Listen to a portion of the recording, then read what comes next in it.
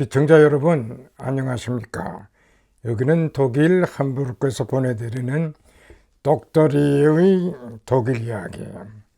오늘 아침 신문을 보니까 파리 올림픽에서 우리나라가 금 2개, 은 2개, 동 1개, 그래서 종합 2위를 차지한다는 좋은 소식을 제가 듣고 너무나 기뻤습니다. 참 이제 우리나라는 보통 나라가 아니라고 저는 이렇게 생각이 됩니다.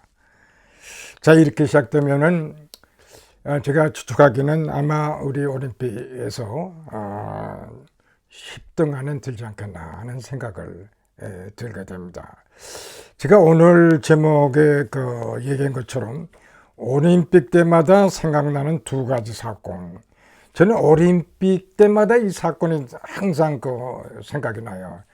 하나는 72년도의 뮌헨 올림픽, 또 다른 하나는 1988년 우리 서울 올림픽.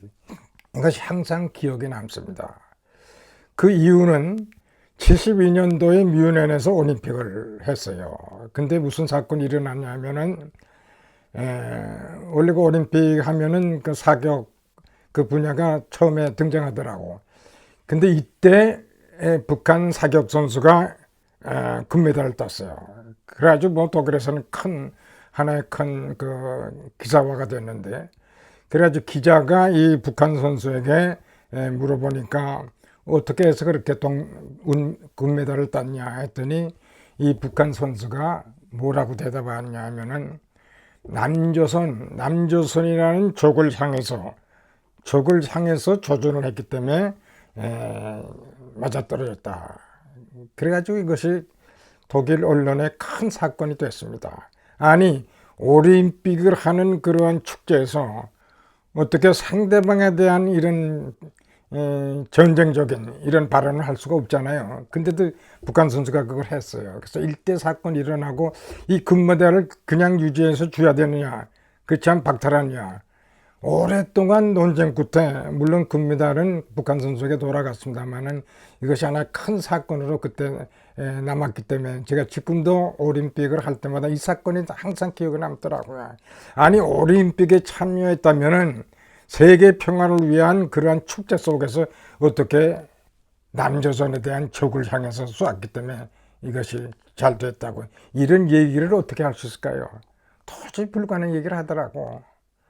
그래서 올림픽 생각할 때마다 이런 생각이 나고, 그 다음에 두 번째 올림픽 할 때마다 제가 생각나는 것이 88 올림픽입니다. 이 88 올림픽은 소련 선수들도 중국 선수들도 참여한 사건입니다. 근데 같은 동포인 북한이 참여를 안 했어요. 참여 안 하는 거는 둘째치고 칼기 폭파 사건 여러분 잘 아시죠?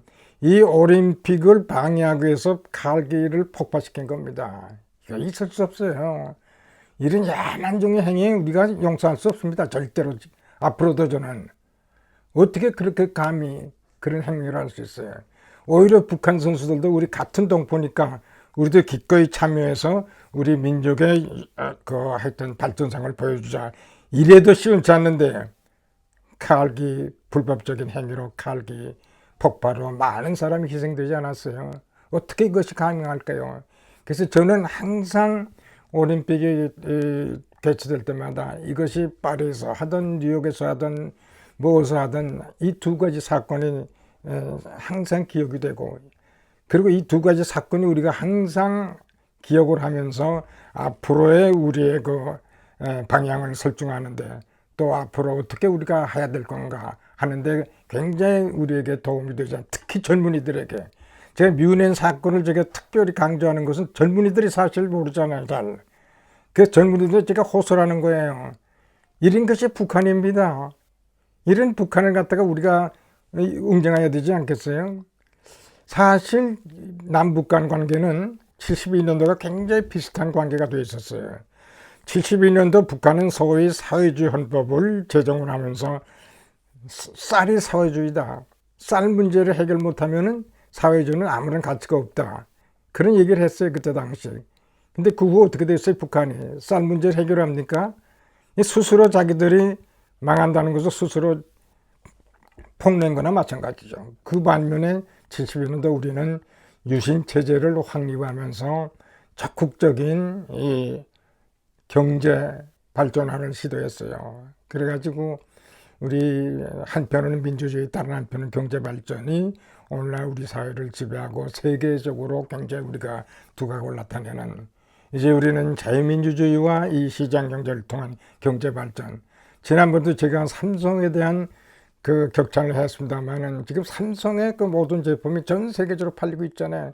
스마트폰 같은 것은 뭐 그냥 전 세계를 뭐 압도하고 있는 그런 상황입니다. 자, 이런 가운데서 앞으로 우리 통일을 어떻게 우리는 전망해 볼까요? 저는 앞으로 통일의 길이 멀지 않지 않았나 그런 생각이 들더라고요. 제가 이번 책에서도 독일 통일의 교훈을 제가 썼습니다만은 백림장벽에서 DMZ로라는 그 표제를 제가 설정했습니다. 이제 북한에도 변화가 있지 않는가. 이제 북한도 이제 뭔가 큰 그 사건이 일어나지 않겠나 그런 생각이 들더라고요.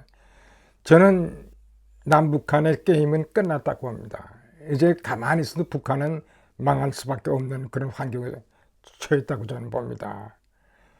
자, 이런 상태에서 앞으로 우리는 어떤 무엇을 준비할까요?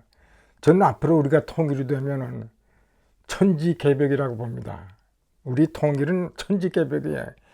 독일 통일은 콜이 얘기한 것처럼 독일 통일과 유럽과의 관계를 동전의 양면이라고 그랬어요. 독일 통일은 유럽에 국한했다면은 앞으로 우리 남북한의 통일은 우리 국동에만 국한되는 게 아니라 전 세계에 영향을 끼친다고 봅니다. 자, 36년의 일본의 식민지, 한국전쟁, 그 가난, 그 속에서도 우리가 일어나면서 세계적인 경제 대국으로 되지 않았어요. 또 우리도 그동안 많이 발전해서 민주주의도 많이 성숙하지 않았어요. 이와 같은 나라가 통일이 될 때 전 세계 전환 모범이 된다고 합니다. 하나의 모델이 된다고 합니다. 특히 아프리카, 중앙아시아, 남미 전 세계를 커버한다고 봅니다. 우리가 통일될 때 우리는 러시아에도 민주화에 기여할 수 있다고 보고 또 중국의 민주화에도 기여할 수 있다고 봅니다. 나아가서는 세계 평화에 기여할 수 있다고 봅니다. 자, 이런 의미에서 제가 이번 그 올림픽을 보면서 특히 우리나라 이 좋은 성적을 보면서 벌써 금메달 2, 은메달 2, 동메달 1. 이건 획기적인 사건입니다. 이것이 다 어디에서 왔겠어요? 그동안 우리가 발전하고 국민들이 단합해서 노력하면서 이 운동 분야에서도 한 마음이 돼가지고 세계적인 선수권이 이런 경쟁에서 우리가 좋은 성적을 내지 않았나 생각합니다.